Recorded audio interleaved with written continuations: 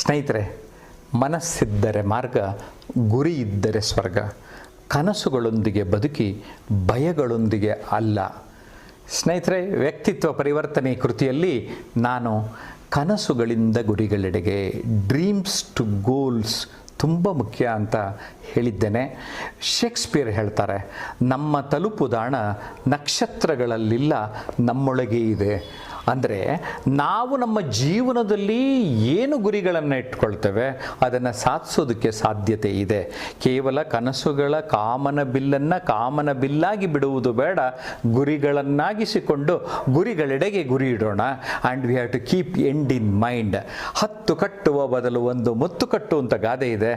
So 100 ಕೆಲಸ ಮಾಡೋ ಬದಲು ಒಂದು ಕೆಲಸ ಚೆನ್ನಾಗಿ ಮಾಡೋಣ, ಒಂದು ಗುರಿ ಇಟ್ಕೊಳ್ಳೋಣ, ಸಾಧಿಸೋಣ. ಏನಂತೀರಿ?